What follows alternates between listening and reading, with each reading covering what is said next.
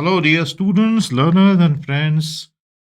Welcome to Billion Hopes. This is your mentor, Sandy, bringing you AI for real impact.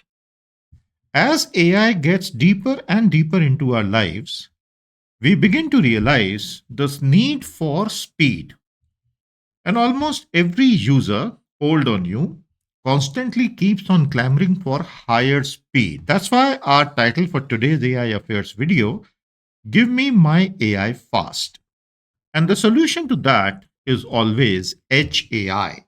So today we'll go deep into Edge AI and what exactly are its implications, its benefits, its limitations, and why has the world taken to Edge AI in a big way. Excited? Let's begin. I invite you to join our membership level. Just press the join button on the channel, Billion Hopes channel, and check out. You will surely find something great. We welcome you to join us.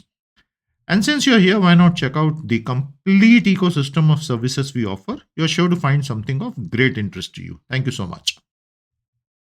This is what we are going to study today. So let's take it piece by piece.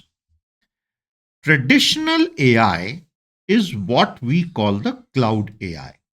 Everything resides in a cloud, which is a remote data center, a collection of hundreds of such data centers, which are being built across the world at a very, very rapid pace. So, that is the AI that you and me have known since 2010 onwards. And then it picked up pace after 2017 and November 22 when ChatGPT was commercially launched. All the computations that we do are performed in that remote data center. So, there is, of course, a huge latency involved. You cannot reduce it to zero. One thing is for sure, you're not doing any computation on your handset, you're not doing it on any other local device like a CCTV camera set, etc., or a local robotic device. It's all happening in the cloud. So, the raw data transmission requires high bandwidth, and that introduces latencies and delays, even though they are small, but still they are. And in mission critical application, this becomes very, very important. Cloud data center and remote servers, huge investments required, huge cooling requirements, and huge running costs as well. I'm certain you're aware that most of the AI models that you and me use are actually not profit making models at all. They are all burning cash. And other than Google and some large companies that have a huge cash pipeline always ready to fund these endeavors, the others, unless regular cash funding is done, infusion is done, the companies may collapse one day. And that holds even for the open source Chinese models and so on. So, for all the cloud computing, you have high latency, connectivity dependence, and privacy risks. So, that is traditional AI as we have known. Use cases, all the big data analytics, because the sheer compute needed is so huge. Complex model training you cannot do on your device, and global forecasting. So far, so good. But as AI went retail, and as millions upon millions of newbies joined the AI bandwagon, and the big American companies, foundation model makers, decided to give a free tier to entire nations like India, where hundreds of millions took to it, then the need for edge AI was very acutely felt so that the computation could be done right inside your handheld device. And because most of us now use smartphones, and with every new generation, even the most basic smartphones are now capable because they are equipped with basically very good chips. They are capable of doing at least the bare minimum AI computations required. So, what happens in Edge AI? Your device does the inferencing right there. So, inferencing is the querying and generation of intelligence on the spot. And that could be a laptop or a mobile handset or a CCTV camera system. So, naturally, the insights and the update they remain sparse, the bandwidth required is very low, and the local processing and immediate action can happen, and it is all optional. In case you wish to go intensive, then the cloud is always there. You can always connect to the cloud and always check it out. But for most of the use cases, I mean, think about it. Over the past 10 days, whatever AI you have done, for 90% of the users, it is all very basic AI, simple queries that they used to earlier Google. Now they are doing it on ChatGPT or Gemini or Grok. Simple image generation, nothing very complicated. All that inferencing locally is possible. Ultra low latency, offline capability, enhanced privacy. So this is the edge AI system. So that is the new AI. Use cases: autonomous vehicles, smart Internet of Things, real time health monitoring.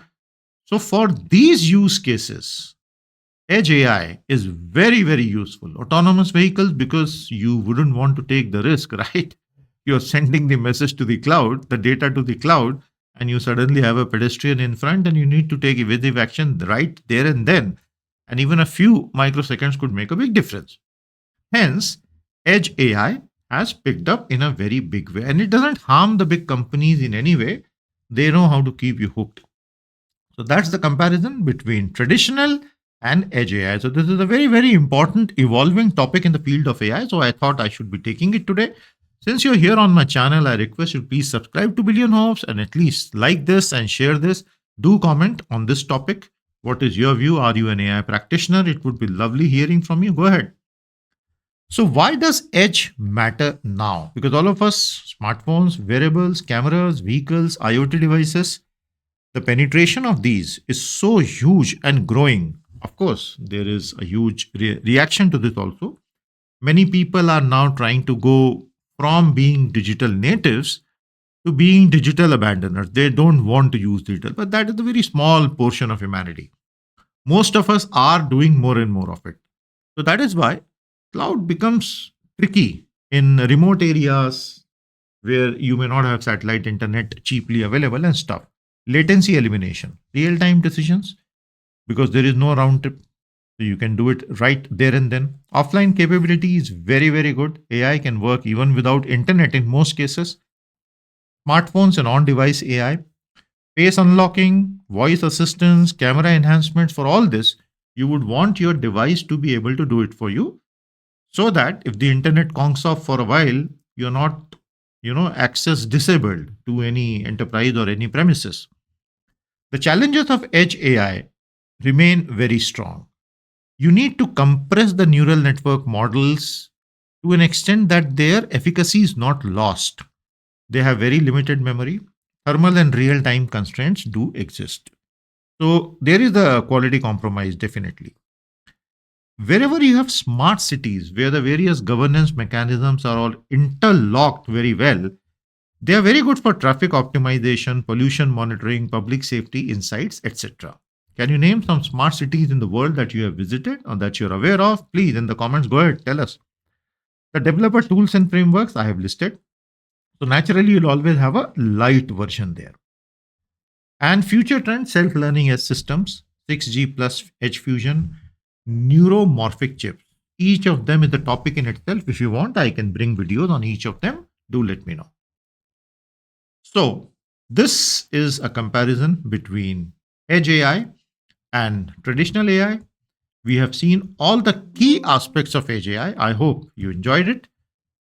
Low latency, enhanced privacy, bandwidth saving, reliability. For autonomous vehicles, smart manufacturing, healthcare devices, smart retail, edge AI is the go-to solution. This is what the go-to solution is now. And the future trends, as I said, 5G integration, federated learning, tiny ML. Challenges, resource constraints that can significantly put some quality issues at risk. So while using edge AI, you should be aware of the fact that there are limitations and then you can design models around that. Is that clear? I once again welcome you to check out our membership level. Just click the join button, you'll find something interesting. And the whole ecosystem of services we now have, I hope you find them useful. Give me my AI fast. I hope you will get your AI fast. See you soon. This is Mentor Sandy bringing you AI for real impact.